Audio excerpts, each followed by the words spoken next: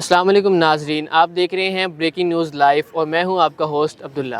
آج ہم موجود ہیں UET means university of engineering and technology Lahore میں، جو کہ لاہور کی ایک بہت مشہور و معروف یونیورسٹی ہے، بلکہ پاکستان کے بھی اچھے لیول کے اوپر آتی ہے۔ پورے پاکستان سے بہت سارے انجینئرز بلکہ یہاں پر فارنرز بھی ایجوکیشن حاصل کرنے کے لیے اسپیشلی فار دا انجینئرنگ آتے ہیں، اور انجینئرنگ کے اندر اس کے بہت سارے ڈپارٹمنٹ ہیں جو ایک اپنی مثال آپ ہے۔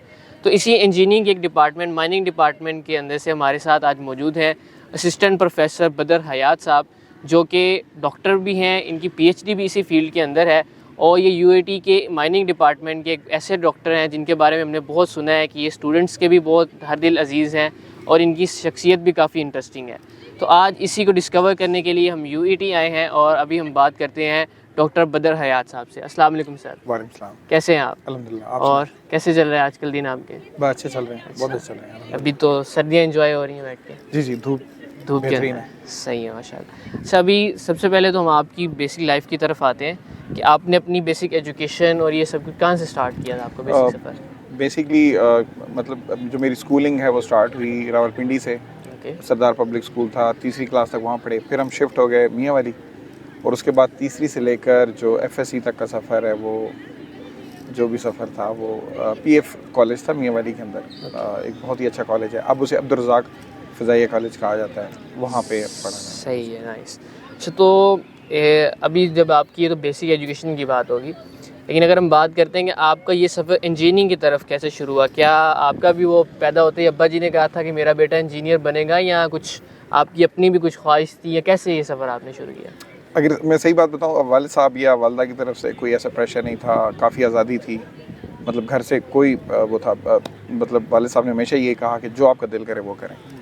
باقی انجینئرنگ میں میرے خیال آنے کی ریزن میری بڑی عجیب سی ہوگی، دوست زیادہ انجینئرنگ میں تھے، پری انجینئرنگ، تو ہم بھی اس طرف چلے گئے، یعنی کوئی ایسا ویل تھاٹ آؤٹ کوئی نہیں تھا، مطلب دوستوں نے لے ڈوبا جیسے ہوتا ہے؟ نہیں، اچھا فیصلہ ہوا، بلکہ میں سمجھتا ہوں اچھا تھا، تو جس طرف دوست زیادہ تھے بس اس طرف چلے گئے۔ تو کیا آپ اپنی اس سفر کے اوپر، جو آپ کی ابھی جس اسٹیج کے اوپر ہیں، آپ مطمئن ہیں اپنے اس فیصلے پہ اس وقت؟ کیونکہ ہمارے یہاں میں نے دیکھا ہے کہ ایجوکیشن کے اندر ہمیشہ یہ دوڑ چلتی رہتی ہے، ڈاکٹر، انجینئرز، کون بہتر اور کون زیادہ آگے، کس کی ایجوکیشن کا لیول زیادہ اچھا ہے، تو آپ کا اس بارے میں کیا خیال ہے؟ میں تو بہت مطمئن ہوں، جو بھی فیصلہ ہوا تھا بہت اچھا ہوا تھا، مطلب جتنی میرے اندر ایبیلٹی تھی، میں سمجھتا ہوں کہ اللہ تعالیٰ نے مجھے اس سے زیادہ جو دیا ہے، تو مجھے تو کوئی شکر میں کر ہی نہیں سکتا۔ جہاں تک تعلق ہے نا، آپ نے کہا کہ انجینئرنگ اور میڈیکل پروفیشن کا، تو میرا خیال ہے زیادہ تر لوگ اس کو اس میں تولتے ہیں کہ کس طرف آپ کو پیسے زیادہ آپ کما سکیں گے۔ اگر تو آپ اس ترازو میں تولتے ہیں تو آپ ایسی فیلڈ میں جائیں جس میں آپ کی نا آپ کے اندر کوئی ایبیلٹی ہو، تو چاہے آپ انجینئرز ہیں، ہمارے پاس ایسے انجینئرز ہیں، میرے سیشن فیلوز ہیں جن کی اپنی کمپنیز ہیں اور وہ بے تحاشا کماتے ہیں، اور کئی ایسے لوگ جیسے آپ دیکھا دیکھی چلے جاتے ہیں، ڈاکٹر بن جاتے ہیں، لیکن آپ کے اندر وہ ایبیلٹی نہیں ہے، آپ کے اندر وہ پیشن نہیں ہے اس فیلڈ کا۔ آپ ایک گلی میں بیٹھے ہوئے ڈاکٹر ہوں گے جو 200 روپے میں یا 100 روپیہ لے کے یا اس سے بھی کم۔ بالکل۔ اس کے بعد آگے آپ نے اپنی ہائر ایجوکیشن اور پراپر ڈگری، وہ آپ کی کہاں سے؟ ہاں جی، FSC کے بعد تھوڑا سا ذرا کہتے ہیں، پھر وہی ایک بات ہے کہ وہ کوئی خاص ایسا ڈیسیژن نہیں تھا کہ کس انجینئرنگ میں جانا ہے، ون وے اور the other I ended up mining کے اندر، یہاں پہ UT لاہور کے اندر۔ اس کو بھی آپ ایکسیڈنٹ ہی کہیں گے، یہ ڈگری کی اور الحمدللہ بڑا مزہ آیا پھر جب اس کو کر لیا، پھر میری جاب بھی ہو گئی۔ میں بلکہ کچھ لکی لوگوں میں سے ہوں کہ ابھی میری ڈگری مکمل بھی نہیں ہوئی تھی تو بیسٹ سیمنٹ ہے چکوال کے اندر، وہاں پہ میری جاب ہو گئی 2008 کے اندر، تو آئی واز لکی، اللہ تعالیٰ کا بہت شکر ہے۔ یہ بڑی، ہمارے یہاں تو سمجھا جاتا ہے کہ انجینئرنگ، اچھا انجینئرنگ بن رہے ہو تو پھر ریڈی کس چیز کی لگانی ہے، تو مطلب اس چیز کے پیچھے کیا ایسا خاص تھا کہ آپ کو فوراً ہی لکیلی جاب بھی مل گئی، اور یہ سارا معاملات آپ کے کس طرح؟ اچھا، میرے نا جو ہمارے سیشن سے پہلے تھا، یعنی میں 2008 میں پاس آؤٹ ہوا ہوں، تو ہمارے سے پہلے تو لوگوں کے پاس 4 جابس تھیں۔ جنرل مشرف صاحب کا دور تھا، ڈیپینڈ کرتا ہے آپ کے ملکی حالات کیسے ہیں، معاشی حالات اس وقت اچھے تھے۔ مشرف صاحب کی آپ پالیٹکس کے اوپر تنقید کر سکتے ہیں، لیکن وہ کچھ لے کر آئے، پاکستان میں انویسٹمنٹ لے کر آئے، سیمنٹ فیکٹریاں لگی ہوئی تھیں، لوگوں کے پاس 3-4 جابس ہوتی تھیں، تو اس وقت تو آپ اگر انجینئرنگ یونیورسٹی میں داخلہ لیتے ہمارے دور میں تو جاب تو کنفرم تھی، یعنی یہ تو مسئلہ اب پیدا ہوا ہے۔ میری ایک بات ہو رہی تھی کہ جتنے انڈیا کے اندر ایک کمپنی ہے، I'm forgetting its name، یعنی 3000 انجینئرز انہوں نے ہائر کیا ہوا ہے ایک کمپنی میں, اور اس کی 9-10 برانچز ہیں اس ایک کمپنی کی. لیٹ سے ہم پاکستان کے اندر 9-10 برانچز کسی بڑی کمپنی کی کھولتے ہیں جس کے اندر 3000 بندہ چاہیے, تو آپ 3000 کو 10 سے ملٹیپلائی کریں, آپ کے پاس شاید 30,000 انجینئر اس کو آپ پورا ہی نہ کر سکیں. تو میں ابھی آپ نے بات کی کہ معدنیات نکالنی ہے اور یہ سارا کچھ ہے, تو اس پہ ایک بہت بڑی بحث پاکستان کے اندر ہوتی ہے, بلکہ پاکستان کو کہا جاتا ہے کہ جی یہ کوئی گولڈن اسپیرو ہے اور اس میں ہمارے پاس بہت کچھ ہے, ہمارا بلوچستان ایسے ہے, پوری دنیا کی نظر ہمارے بلوچستان کے اوپر ہے, ہماری وہاں چلنے والی دہشت گردی کے اوپر بھی اسی چیز کو کہا جاتا ہے. تو کیا واقعی is Pakistan is really a golden sparrow, اور all these are just conspiracies اور جسٹ ہوائوں میں اڑائی ہوئی باتیں؟ اچھا, میں یہ ضرور یہاں پہ کہنا چاہوں گا, میرا اپنا بھی اس کے آپ حیران ہوں گے کہ میں اسسٹنٹ پروفیسر مائننگ انجینئرنگ میں, اور مجھے مائننگ انجینئرنگ کے اندر کوئی 19 سال ہو چکے ہیں اس فیلڈ کے اندر, لیکن میں سمجھتا ہوں کہ میرا اتنا نالج نہیں ہے کہ میں اس پہ کوئی بہت زیادہ کمنٹ کر سکوں. جو تھوڑا بہت مجھے علم ہے میں اس کے مطابق آپ کو بتا سکتا ہوں کہ ہاں پاکستانی گولڈن اسپیرو بالکل ہے. ایشو کیا ہے کہ آپ مائن کر سکتے ہو, مثال کے طور پہ ریکوڈک کا پروجیکٹ ہے, یہ 1990 میں سٹارٹ ہوا تھا, اور یہاں پہ آپ کہہ لیں بلینز آف ڈالرز کا آپ کے ورتھ آپ کے پاس موجود ہے, جو ذخائر ہیں. اب ایشو یہ ہے کہ وہ اتنا پرولونگ ہوا, اس کے مسائل اتنے پرولونگ ہوئے, پولیٹیکل ریزنز تھیں, لوگوں نے کیش بیکس لیے, رشوت لی, جو بھی آپ کہہ لیں, اس کی وجہ سے وہ معاملہ اتنا لنگر آن ہو گیا کہ آج 2023 ہے, تو 1990 سے لے کر 2023 آپ لگا لیں, یہ کوئی میرے خیال ہے 33 ایئرز ہو گئے ہیں. وہ اس کو اس وقت سے نکل آنا چاہیے تھا, لیکن وہ ابھی تک ہوا نہیں ہے. انفارچونیٹ ہے, بالکل پاکستان کے اندر ہیں یہ چیزیں, بہت سارے ذخائر ہیں, ابھی تو ہم نے دریافت بھی پورے نہیں کیے. اب ایسا ہو کیوں نہیں رہا؟ یعنی ہم کب سے کہتے آ رہے ہیں کہ گولڈن اسپیرو ہے. میرا اس سے یہ ہے کہ آپ جب بھی کسی سیکٹر کو اٹھانا چاہتے ہیں آپ اس کو سہولیات دیتے ہیں. مثال کے طور پہ چائنا کے اندر ان کی مینوفیکچرنگ کیوں آ گیا ہے, وہاں بجلی فری ہے مینوفیکچرنگ کے لیے. آپ مائننگ کے لیے بجلی فری کریں, آپ مائننگ کی جو مشینری ہے اس کو امپورٹ کرنے کے اوپر جو بھی ٹیکس وغیرہ ہوتے ہیں ان کو مائنس کریں. آپ جو مائننگ لیز ہولڈرز ہوتے ہیں ان کے لیے ذرا قانونی پیچیدگیاں اتنی زیادہ ہیں, وہ ان کو کم کریں. آپ دیکھیں یہ بوسٹ کرے گا. تو اب میرا خیال ہے کہ اس کے لیے کوئی آپ کو نا اضافی, ایسا نہیں ہے کہ کوئی پیسہ لانا ہے کہیں سے, کچھ بھی ضرورت نہیں ہے. صرف ایک ایسا بندہ چاہیے جو اوپر بیٹھا ہو, جو ولنگ ہو, جس کی نیت ہے کہ یہ نکلے. اس نے 2-3 پالیسیز بنانی ہے, آپ کا سب یہ ٹھیک ہو جانا ہے مائننگ کا. بالکل سی بات ہے. اور اسی کے ساتھ جہاں تک میرا خیال ہے کہ جو اس وقت ہمارے پاس موجود بھی ہے, ہم بھی اس کو اچھے لیول کے اوپر اچھے طریقے سے اس سے ہم اپنا ریونیو جنریٹ نہیں کر رہے. فار ایگزامپل اگر ہم اپنا پاکستان میں سب سے زیادہ مشہور ہے کہ جی نمک کی مائنز دنیا کی سب سے بڑی, تو اسی کے اندر بھی میرا نہیں خیال کہ ہم اتنا اچھا اس سے ریونیو جس طریقے سے ہم ان کو استعمال کر سکتے ہیں. ہمارا پنک سالٹ وہی انڈیا میں جا کے اور طریقے سے پروسیس ہو کے بڑے اچھے لیول پہ جا رہا ہے, اور وہی ہم ان کو جو ہے وہ کلو کے حساب سے بڑے سستے ریٹس میں دے رہے ہیں. بالکل آپ صحیح کہہ رہے ہیں. اور کیونکہ اس سے تو میرا خیر میرے بھی کلاس فیلو بھی ہیں ملک نعیم, وہ کھیوڑا کے انچارج ہیں. تو اور اسی طرح خوشاب کے اندر جتنی مائنز ہیں میرے اپنے کلاس فیلوز وہاں پہ انچارج ہیں. بالکل ایسا ہی ہے. اب آپ کو مسئلہ یہ ہے کہ میں اپنی ذاتی بات آپ سے کر دیتا ہوں کہ ہم نے خود سٹارٹ کرنے کی کوشش کی کہ ایک نا ہم وہاں پہ پلانٹ لگائیں, جیسا آپ کہہ رہے ہیں, پنک سالٹ کو ہم ریفائن کریں اور پھر اس کو ایکسپورٹ کریں. اب ایشو یہ ہوا کہ اس کے اندر اتنے وہ لیگل ایشوز اٹھے کہ وہ ہم بھی نہیں کر پائے. تو میرا یہ خیال ہے کہ گورنمنٹ کو نا اس کو بڑا آسان بنانا پڑے گا اس مائننگ سیکٹر کے اندر, اور لوگوں کو اس پہ لے کر آنا پڑے گا. پھر نوجوان ہیں ہمارے, لیٹ سے مائننگ انجینئرز ہیں, کتنے ہی پھر رہے ہیں, آپ ان کو 50 لاکھ روپیہ لون دیں. جو آپ, اب مسئلہ یہ ہے کہ وہ لون آپ دیتے ہیں, بینکس کس کو دیتے ہیں, جس کے پاس پہلے ہی بہت کچھ ہو, یعنی وہ آپ کو شو کرنا پڑتا ہے اس کے لیے. اگر یہ آپ کی پالیسی ہے تو پھر ایک نوجوان کے پاس تو اتنا کچھ نہیں ہے. تو ہوتا کیا ہے کہ ایٹ دا اینڈ کیا ہوتا ہے کہ وہ سیاستدانی جو بڑے بڑے وڈیرے ہیں وہی ان کے پاس اتنی ایکوٹی ہوتی ہے, وہ شو کر کے انہیں کو لونز ملتے ہیں, انہوں نے کچھ بھی نہیں کرنا ہوتا. انہوں نے بعد میں آپ کو پتہ ہے کیا کرنا ہوتا ہے, انہوں نے لونز معاف کروا لینے ہوتے ہیں. اچھا, اس کے ساتھ ساتھ ابھی آپ جو ہے ڈاکٹر بھی ہیں, آپ نے پی ایچ ڈی بھی کی ہے, تو وہ آپ کی ایجوکیشن کہاں سے ہوئی اور وہ آپ کو کیسے سفر تھا؟ ہاں, یہ بڑی انٹرسٹنگ سٹوری ہے. میں جیسے میں نے آپ کو بتایا 2008 میں پیسفک سیمنٹ میں چلا گیا. اب وہاں پہ میں کام کیا 2 سال. اس کے بعد یہ ہوا کہ مجھے الحمدللہ یو ٹی سے آفر ہوئی 2010 کے اندر ایز اے لیکچرر, تو میں یہاں پہ شفٹ ہو گیا. تو یہاں پہ نا اس وقت ایک, اب تو ایسا نہیں ہے, اس وقت ایک شرط ہوتی تھی کہ اگر آپ نے ایز اے لیکچرر رہنا ہے تو you need to do M S, جسے آپ ایم فل کہہ لیں, یا 18 ایئر آف ایجوکیشن. تو میں نے 2012 میں اپنی ایم ایس جو تھی مائننگ انجینئرنگ میں کی, اور میرا جو مین آپ کہہ لیں اسپیشلائزیشن تھی وہ ایکسپلوزیو انجینئرنگ کے اندر تھی.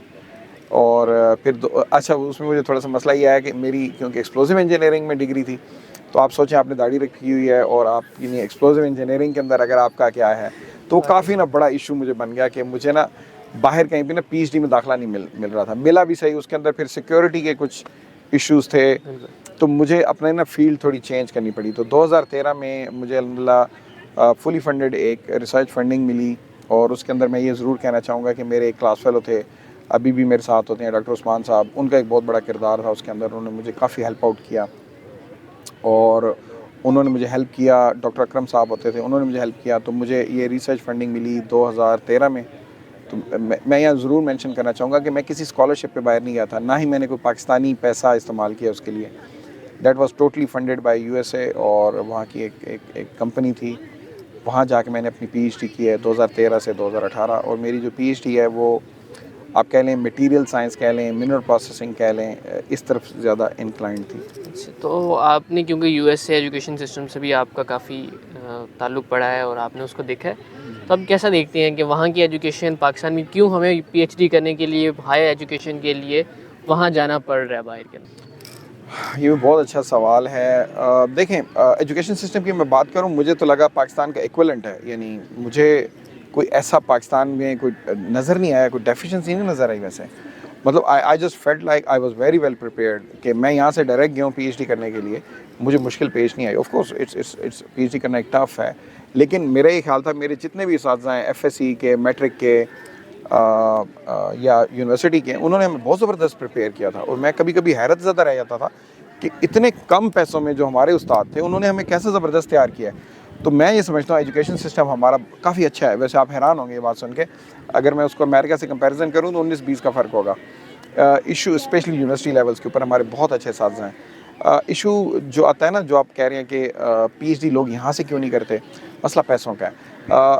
آپ یہ دیکھیں کہ اگین وہ اکانومی کی بات آ جاتی ہے, وہاں پہ ریسرچ فنڈنگز اتنی بڑی ریسرچ فنڈنگ ہوتی ہیں. یعنی وہ ایک اسٹوڈنٹ کو 2-3 لاکھ روپیہ دے رہے ہوتے ہیں مہینے کا وظیفہ کہ آپ ریسرچ کرو. پاکستان میں جب میں گیا تھا اس ٹائم میرا خیال ہے ایک جو لیکچرر تھا اس کی تنخواہ 50,000 تھی. تو آپ 50,000 ایک لیکچرر کو دے رہے ہیں جس کے پاس کوئی اسسٹنٹ نہیں ہے. وہاں پر ایک اسسٹنٹ پروفیسر کو 7-8 لاکھ روپیہ مل رہا ہے, امریکہ کی بات کر رہا ہوں, اور اس کے نیچے 10 اسسٹنٹ ہیں. پھر آپ ان دونوں کو کمپیئر کرتے ہو کہ یار پاکستانی لیکچرر کی پرفارمنس اچھی نہیں ہے, یہ تو PhD ہی نہیں کروا رہے اور وہ لوگ کروا رہے ہیں.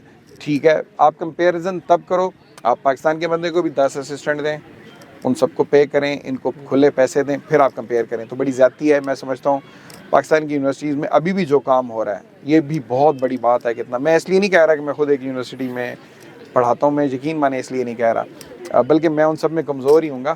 لیکن جو باقی ٹیچر ہیں میں سمجھتا ہوں ان کو سلام پیش کرنا چاہیے کہ اتنے کم پیسوں کے اندر یہ بالکل کمپیریبل کام کر رہے ہیں. تو PhD کے لیے نا پیسے چاہیے, اور وہ پاکستان میں نہیں ہے, اس لیے لوگ باہر جاتے ہیں. اس کی کوئی اور وجہ نہیں ہے. اس میں ایک اور بڑی انٹرسٹنگ میرے مائنڈ میں ابھی بھی ایک چیز آئی ہے, کیونکہ آپ نے وہاں ریسرچ کی, وہاں کے بہت سارے ایسے پروفیسرز سائنٹسٹ کے ساتھ آپ رہے ہوں گے.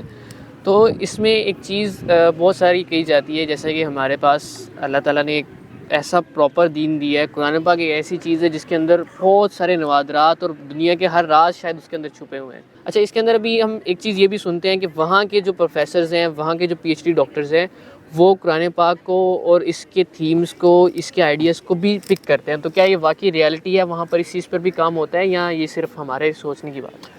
اچھا, ایسے ہے کہ دیکھیں ظاہری بات ہے ان کو بھی اسکولوں کے اندر پڑھایا جاتا ہے جیسے ہمیں پڑھایا جاتا ہے, اور ان کو کچھ بیسکس سکھائی جاتی ہیں. اور وہ جنہیں کہتے ہیں نا کہ کچھ ایسے غیر مسلم ہوتے ہیں جو قرآن اور اس کو پڑھتے ہیں, انہوں نے آف کورس اس میں سے ایکسٹریکٹ کی ہیں چیزیں جو وہ اپنے اسکولوں میں پڑھاتے ہیں. اور اچھا, قرآن نا ایک سائنس بک نہیں ہے ایکچولی, قرآن ایک الٹیمیٹ گائیڈ لائن ہے. اور قرآن کو اگر آپ دیکھیں نا, قرآن کیا کرتا ہے, ایک فقرے میں جو بات کرتا ہے اس کو سمجھنے کے لیے 30-40 سال چاہیے. وہ اتنی ڈینس بات ہوتی ہے, یہ اس طرح سے نہیں ہے کہ آپ پڑھیں گے اس میں لکھا ہوگا کہ یار یہ نہیں. قرآن آپ کو ہنٹ دیتا ہے, ایسا ہنٹ دیتا ہے آپ سوچ نہیں سکتے, میں اس کو بیان نہیں کر سکتا کہ وہ کتنی بڑی بات ہے. اب قرآن نے آپ کو اسٹریٹ فارورڈ بتا دیا ہے کہ اگر آپ نے اللہ تعالیٰ سے تک پہنچنا ہے, اس کائنات کے اندر نا جو سب سے بڑا راز ہے وہ یہ ہے کہ اللہ تعالیٰ کی ذات ہے یا نہیں ہے. یہ سب سے بڑا راز ہے. کیوں؟ اللہ تعالیٰ سامنے نہیں آتے, اب اس کا پتہ لگانا ہے. وہ انہوں نے بتا دیا کہ آپ غور و فکر کریں. تو میرا خیال ہے اللہ تعالیٰ نے جو ہمیں حکم دیا تھا نا غور و فکر کرو, میں جو بھی کام کر رہا ہوں اس کو ذرا میں کائنات کے ساتھ لنک کر کے تو دیکھوں, مجھے اللہ تعالیٰ نظر آئیں گے. تو وہ لوگ بھی یہ کرتے ہیں, اور میں سمجھتا ہوں کہ وہ قرآن سے ہدایت لیتے ہیں. جیسے میں نے آپ سے کہا کہ قرآن میں سے انہوں نے چیزیں ایکسٹریکٹ کی ہیں, اصول ہیں. قرآن اصل میں ہمیں اصول دیتا ہے کہ ان اصولوں کے تحت آپ نے چلنا ہے. وہ ان کے پاس بالکل ہے. ٹائم پر آنا, میں حیران ہو گیا کہ 8 بجے اگر کلاس ہے تو سارے بچے 7:45 پہنچے ہوئے ہیں. 7:45. 8 بجے اگر ڈیوٹی کا ٹائم ہے تو آپ 7:30 پہنچے ہوئے ہیں. پھر اگر آپ نے کوئی وعدہ کر لیا تو وہ پورا کرنا ہے. یہ چیزیں آف کورس قرآن, اور انہی چیزوں سے ایک معاشرہ ترقی کر سکتا ہے. معاشرہ اس طرح سے ترقی نہیں کرتا کہ آپ نے پینٹ شرٹ بڑی اچھی پہن لی اور گھاس اچھی کٹوا دی یا عمارت بڑی خوبصورت بنا دی. ان چیزوں سے معاشرہ ترقی نہیں کرتا, ان اصولوں سے کرتا ہے, اور اس میں کوئی شک نہیں ہے انہوں نے وہ اڈاپٹ کیے ہوئے, کوئی شک ہی نہیں ہے. اچھا, آپ کے کوئی ایسا انسیڈنٹ ہمیں بتائیں جو ہمارے سننے والوں کے لیے بھی اور ہمارے لیے بھی ایسا ہو کہ جس نے آپ کو کافی انسپائر کیا ہو, کچھ ایسی انٹرسٹنگ چیز جو آپ نے وہاں پہ دیکھی. میں سمجھتا ہوں یہ میں پہلے بیان کر چکا ہوں, ٹائم کی پابندی, پھر اس کے بعد جو ورک پلیس پہ ان کی جو آنیسٹی ہے. اچھا, ایک اور چیز جو میں بڑا حیران ہوا ان کے, جیسے ہمارے ہاں نا ایک یہ ہے کہ ایک بندے کو نوکری پہ رکھا جاتا ہے اور اس کو کہا جاتا ہے چل میرے بھائی کیا کر, نوکری سٹارٹ کر دے کل سے. وہ آتا ہے سوائے کچھ اداروں کے جیسے آرمی ہو گئی یا جہاں پہ ٹریننگ ہوتی ہے. تو وہاں پہ میں نے ایک بڑی انٹرسٹنگ چیز دیکھی جو بڑی دلچسپ تھی میرے لیے. اس کے اندر میں کافی انسپائر بھی ہوا, اور میرا یہ تھا کہ یہاں پاکستان میں بھی ہونی چاہیے. وہ یہ تھی کہ انہوں نے مجھے ایز اے ٹیچنگ اب جاب دینی تھی کہ میں ٹیچ کر سکتا ہوں. اس کے لیے پہلے نا مجھے امپلائمنٹ کورس ایک مکمل کرنا تھا. اس امپلائمنٹ کورس کے اندر نا ان کے اصول تھے کہ آپ کا بیہیویئر کیسا ہونا چاہیے دفتر کے اندر. تو وہ آپ نے تمام اصول یاد کرنے تھے, پھر اس اصولوں کا ٹیسٹ دینا تھا. وہ ٹیسٹ آپ پاس کریں گے تو آپ نوکری پہ آ سکتے ہیں, یعنی آپ کو سارے اصولوں کا پتہ ہونا چاہیے. میں وہ ٹیسٹ دینے کے لیے بیٹھا بغیر تیاری کے. تو جب میں نے اس ٹیسٹ کو اینڈ کیا تو میرے 100 میں سے میرے خیال ہے 99 نمبر تھے. اچھا, میں نے دیکھا بھی نہیں تھا کہ وہ کیا تھا. مطلب انہوں نے اٹیمپٹس رکھی ہوئی تھی, آپ جتنی مرضی اٹیمپٹس کر لیں نا. تو آپ کو پتہ ہے ہم بھی پھر شارٹ کٹ کیا آتی ہیں. ہم نے کہا پہلی اٹیمپٹ ویسے ہی کر کے دیکھ لیتے ہیں کہ کیا ہوتا ہے. تو جب میرے 100 میں سے 99 یا اس طرح سے کوئی نمبر تھے, کوئی ایک ادھا شاید غلط ہوا ہوگا, یا مجھے لگتا ہے سارے ٹھیک تھے. تو سیکرٹری تھی وہاں پہ امریکن, تو اس نے مجھے کہا کہ یہ تم پڑھ کر آئے تھے. میں کہا جی میں کچھ, اس نے سارے سوالوں کے آپ نے پہ صحیح جواب کہہ دیے. میں نے کہا سوال ہی ایسے تھے کہ یہ تو ہمیں بچپن سے سکھایا گیا ہے. سوال کیا تھے؟ سوال یہ تھا اور یہ میری حیرانگی کی بات تھی میرے لیے کہ ایک خاتون اگر کرسی پر بیٹھی ہوئی ہے تو کیا آپ اس کی کرسی پر ہاتھ رکھ سکتے ہیں؟ میں کہا ہمیں تو پتہ ہے اس بات کا کہ نہیں رکھ سکتے بھائی, یہ تو ہمیں بچپن میں سکھایا گیا. اور یہ اس کا صحیح جواب تھا. اسی طرح سے اگر آپ کوئی بیہودہ جملہ اپنے کمپیوٹر کی اسکرین پہ ایز اے ڈیسک ٹاپ وہ جو وال پیپر ہوتا ہے سیو کر سکتے ہیں, یا کسی خاتون کی تصویر, آف کورس نہیں کر سکتے. اچھا, کیا آپ زو مانی باتیں کر سکتے ہیں اپنی کسی, یا آپ کوئی اخلاق سے گرا ہوا لطیفہ سنا سکتے ہیں اپنی میٹنگ کے اندر؟ آف کورس وہ اتنے سادہ سے سوال تھے کہ ان کا جواب دینا تو بہت ہی آسان تھا, یعنی جو ہمیں بچپن سے سکھایا گیا تھا. اچھا, آپ کپڑے کس قسم کے پہن کے آ سکتے ہیں؟ آف کورس کپڑے ایسے پہننے ہیں جو کیا ہوں, شرم و حیا کے اندر ہونے چاہیے, ڈیسنٹ ہونے چاہیے, صرف دفتر میں نہیں ہر جگہ. تو اس طرح کے سوال تھے. اور میں حیران ہو گیا کہ اچھا آپ لوگ بھی ایسے, اور کیا کسی آپ خاتون ہیں یا کوئی, اس کو آپ گھور کے دیکھ سکتے ہیں یا نہیں؟ بھئی ہمیں بتایا گیا کہ ایک نظر پڑے غلطی سے وہ تو چلو ٹھیک ہے, ادروائز آپ نظریں کیا کریں, جھکا لیں. ہمیں تو یہ سب چیزیں پڑھائی گئی تھیں. اور میں نے کہا میں حیران اس سے ہوا کہ انہوں نے اتنی تحقیق کر کے اصول بنائے ہیں. اور ہمارے الحمدللہ ماں باپ جو ہیں کیونکہ ان کے پاس اسلام کی روشنی ہے, وہ تو ہمیں بچپن سے یہ باتیں بتا دیتے ہیں کہ لڑکی ہے تو اس کے ساتھ کیسے ڈیل کرنا ہے. میں نے کہا جی ہمیں تو بچپن سے آتی ہیں, یہ تو بڑی اوبویس چیزیں. اور دوسری چیز میرے لیے حیران کر دینے والی, تیسری بلکہ یہ تھی کہ ان کے بھی وہی اصول ہیں, اور ہمارے لوگ سمجھتے ہیں کہ نہیں ادھر تو پتہ نہیں کیا ہوگا اور ہر چیز آزاد. ایسا نہیں ہے. لیکن اصل میں میرا خیال ہے کہ ان اصولوں پہ پریکٹیکلی عمل ہو رہا ہے وہاں پہ. جی ان اصولوں پہ عمل ہو رہا ہے, بالکل ایسے ہے. ہم تھوڑا سا اس معاملے میں, کیونکہ ہمیں ماں کی گود میں سب کچھ ملا ہوا ہے, تو ہمیں ان چیزوں کی قدر نہیں ہے اور ہم ان چیزوں پہ اتنا چل نہیں. اچھا, اس میں ابھی کیونکہ ہم ایک یونیورسٹی کے ماحول میں بیٹھے ہوئے ہیں, اسٹوڈنٹس بھی ہیں, آپ اسٹوڈنٹس کو پڑھاتے بھی ہیں, تو پاکستان کے اندر آپ کو ہم اس کے بارے میں آپ سے رائے لینا چاہیں گے کہ جو اسٹوڈنٹس کو پروموٹ کرنا, ان کے لیے اسکالرشپس اور یہ سارا نظام, یہ کیسا اس وقت چل رہا ہے؟ اور کچھ پچھلے وقتوں میں کچھ ڈفرینٹ حکومتوں نے ڈفرینٹ طرح کے پروگرامس لانچ کیے تھے. کسی نے اسکالرشپس دی تھی تو کسی نے اکوپمنٹس دیے تھے, کسی نے دونوں چیزیں. یہ سارا معاملہ چلتے رہے, تو اس میں کتنا اسٹوڈنٹس کو بینیفٹ ہوا, یا کتنی اور ان چیزوں کو کرنے کی ضرورت ہے؟ جہاں تک نا اسکالرشپس کا تعلق ہے, میرا خیال ہے آپ پوچھیں انڈر گریڈ اسکالرشپس نا, اب ہمارا مسئلہ بھی یہی ہے کہ حکومتوں سب سے ہی گلا ہے. شہباز شریف صاحب لوگوں کی حکومت تھی نون لیگ کی, انہوں نے پیف اسکالرشپ دیے ہوئے تھے اسٹوڈنٹس کو. جب گورنمنٹ چینج ہوئی انفارچونیٹلی مجھے امید نہیں تھی تحریک انصاف کی حکومت سے کہ وہ چینج, مطلب ایک چیز چلی آ رہی ہے اس کو چلنے دیں. انہوں نے انصاف کے نام سے احساس کے نام سے انہوں نے وہ اسکالرشپ لانچ کیا, تو اس سے یہ ہوا کہ وہ پیف والے بیچارے لٹک گئے. لیٹ سے جو بچہ 3rd ایئر میں تھا اس کو اب نئے ایک اسکالرشپ میں جانا ہے, وہ پھر دوبارہ بڑا اس کے اندر لوگوں نے پرابلم اٹھائے. اچھا اب ہمارا چلو تھا کہ چلو احساس چل پڑے تو صحیح ہے. احساس عمران خان صاحب کی گورنمنٹ گئی ہے تو آئے ہیں, انہوں نے پہلے کام یہ کیا کہ احساس کو ختم کریں, دوبارہ سے اپنے نام سے کوئی لانچ کریں. یہ جو چیز ہے اس کی وجہ سے بیچارے اسٹوڈنٹس جو تھے وہ تو ہماری جو بھی چیز ہو وہ ایک کنٹینیوس ہو. ایک لیول پہ آئی تھنک اسٹوڈنٹس کو جو ہے اکوپمنٹ کے لحاظ سے اگر بات کی جائے تو آئی تھنک اس گورنمنٹ کے اینڈ ٹائم تک میٹریکولیشن اور ایون دو ایف ایس سی لیول تک تو وہ لیپ ٹاپ اسکیمز اور یہ سب کچھ لے گئے تھے. اس کے بعد ایک دم سے بالکل یہ رک گیا, ختم ہو گیا, بلکہ ان 3 سالوں میں 3.5 سالوں میں کچھ بھی نہیں اس معاملے میں. میں اس پہ بھی ایک گلا کرنا چاہوں گا. میرا یہ خیال ہے کہ کوئی بھی لیپ ٹاپ اسکیم بہت اچھی تھی. لیپ ٹاپ اسکیم اس لیے اچھی تھی کہ ہمارے یہاں پہ, میں اپنی بات کر لوں, میں نے 3rd ایئر میں جا کے کمپیوٹر خریدا ہے, میرے پاس اتنے وسائل ہی نہیں تھے. میری یہ ریکویسٹ ہے جتنے بھی ہمارے اسکالرشپس دینے والے ہیں, کسی بھی اسٹوڈنٹ کو جو 18 سال سے اوپر ہے, 18 سال سے نیچے بچہ ہے, اس کو آپ بے شک وظیفہ دے دیں, میں ایکنالج کرتا ہوں, ٹھیک ہے آپ دے دیں. 18 سال سے جو بچہ اوپر ہو چکا ہے اس کو آپ وظیفہ کوئی نہ دیں, اسکالرشپ نہ دیں. نہ دینے سے مراد یہ ہے, اب آپ کہیں گے جی بہت سارے ضرورت مند بھی ہیں, بالکل ہیں. لیٹ سے یو ای ٹی معاف کرتی ہے 50% فیس معاف کر دیتی ہے. اگر آپ یتیم ہے کوئی بچہ یا کوئی, آپ سمجھ لیں کہ اس کی مالی حالات اچھے نہیں ہیں, میں یہ نہیں کہہ رہا کہ آپ فیس معاف نہ کریں, لیکن فیس ویسے ہی معاف کر دیں یہ صحیح نہیں ہے. آپ اس بچے کو بلائیں, اس سے کہیں گے جی ہم آپ کی 50,000 فیس معاف کر رہے ہیں, یا آپ کو احساس اسکالرشپ دے رہے ہیں, یا پیف دے رہے ہیں. اس پیف میں اب لیٹ سے اس کو 12,000 روپیہ مہینے کا مل رہا ہے, آپ کیوں اس کو بھکاری میں سمجھتا ہوں یہ آپ بھکاری بنا رہے ہیں. فری کے پیسے آپ اس کو دے رہے ہیں. آپ اس سے بولیں, اچھا آپ اس سے بولیں کہ آپ یونیورسٹی کا کوئی کام کریں بھائی, اور یونیورسٹی کے اندر بہت سارے کام ایسے ہیں جو آپ ان سے لے سکتے ہیں.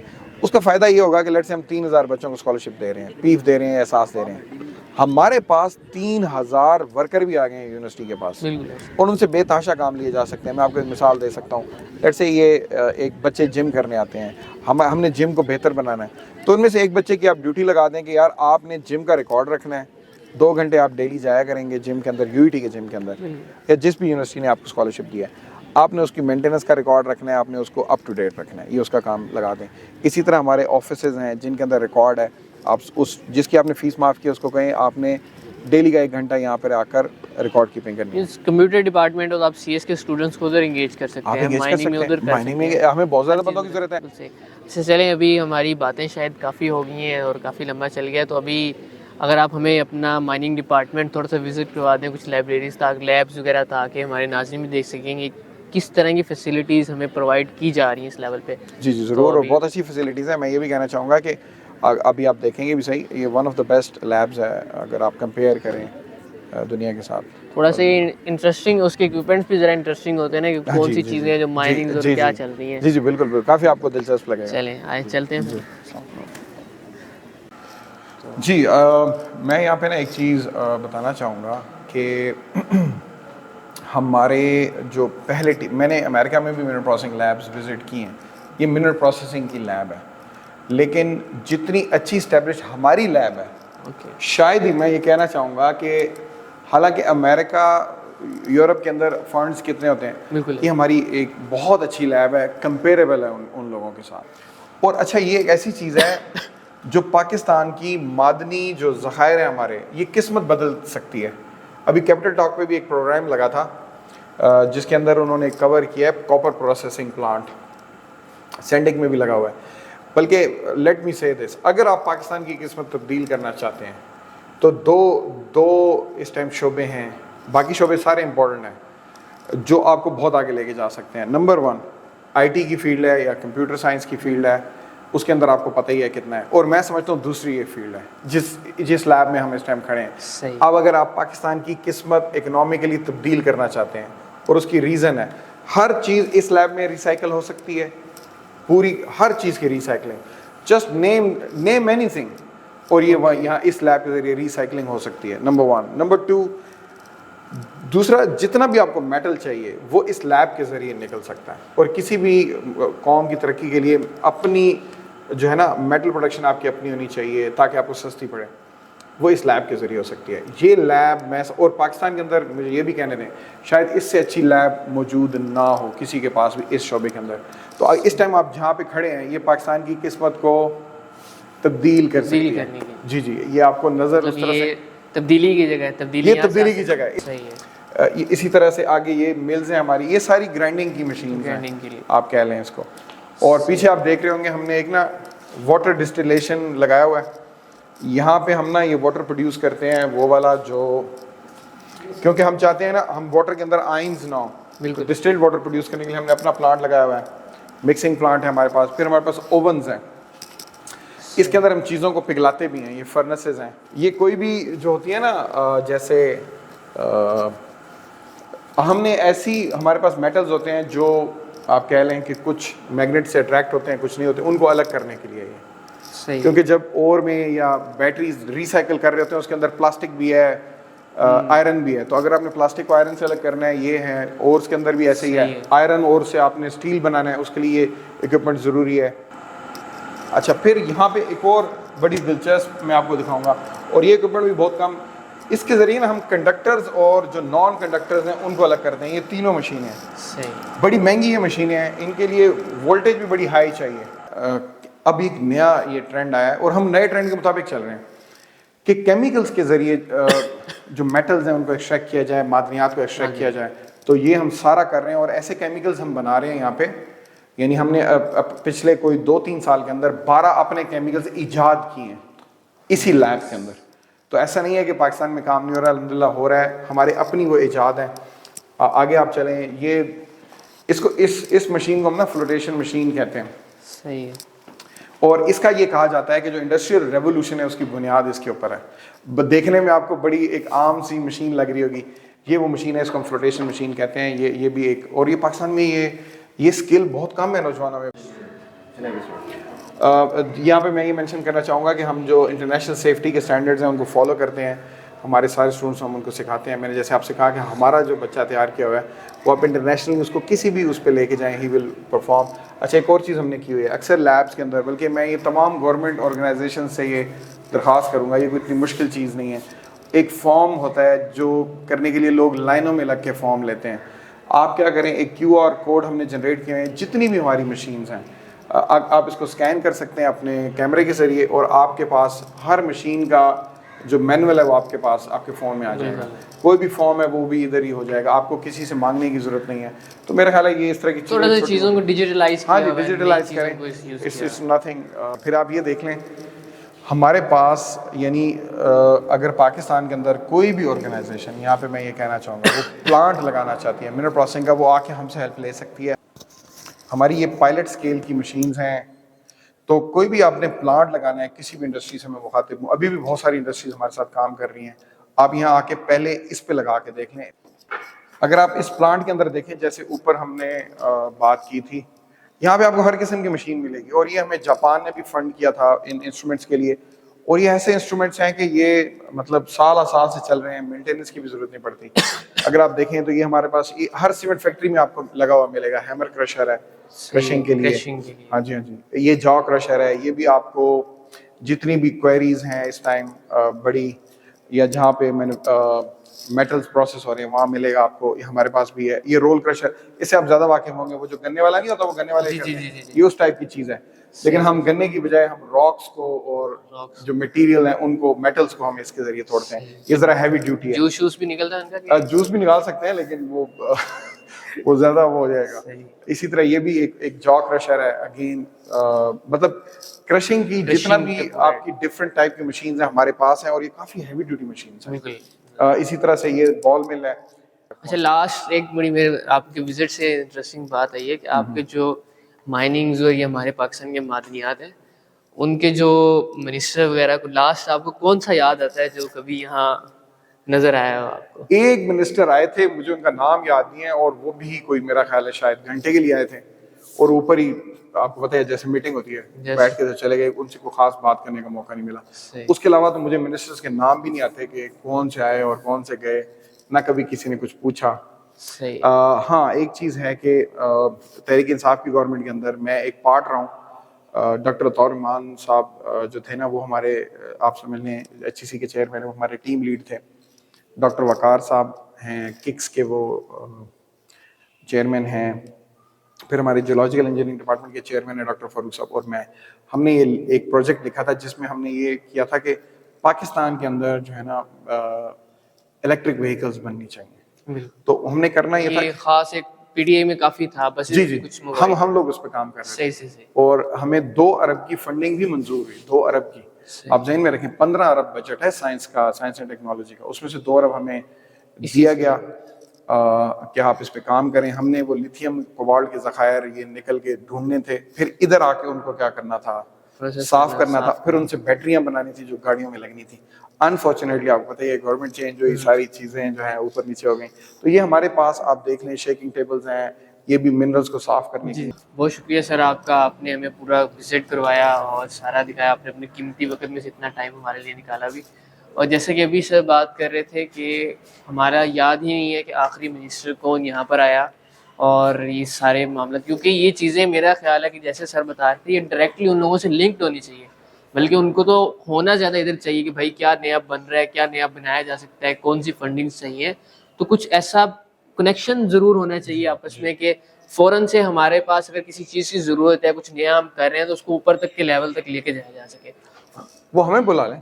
بالکل ایسے ہی ہے ہمارے ساتھ, ایسا ان کے ساتھ ایسا کچھ کنیکشن بلڈ کیا جائے, ایک کمیونیکیشن کی میٹنگ ایسی ہو کہ جس میں ہر چیز اوپر تک کے لیول تک جائے اور منسٹر کو بھی پتا ہو اور اس کے اصل جو کام کرنے والے ہیں ان کو بھی پتا ہو, اور ہم اس میں نئی نئی چیزیں, اس سے ہماری عوام کو کیا فائدہ ہو سکتا ہے, وہ ساری چیزیں ہم ایکسپلور کر سکیں. اور واقعتاً جو ہم کہتے ہیں کہ Pakistan is a golden sparrow, so we can make it golden sparrow. اگر نہیں بھی ہے تو ہم بنا سکتے ہیں, نہیں بھی ہے تو ہمارے پاس ایسے نوجوان, ایسے لوگ موجود ہیں جو اس کو بنا سکتے ہیں اور پوری دنیا کے لیے ایک مثال بن سکتی ہے. اللہ تعالیٰ نے دی ہوئی ہے, ہم نے ہی اس گولڈن اسپیرو کو جو ہے نا اس میں سے گولڈن نکال دیا, گولڈن نکال, بس وہ اسپیرو ہے. اس اسپیرو کو شاید کسی ایک پنجرے کے اندر بند کر کے رکھا ہوا ہے, تو اس پنجرے سے نکل کے اب اڑنے کی ضرورت ہے. اور اسی کے ساتھ ساتھ میں اپنے ناظرین سے آج کے لیے اجازت لوں گا. اللہ نگہبان. اللہ.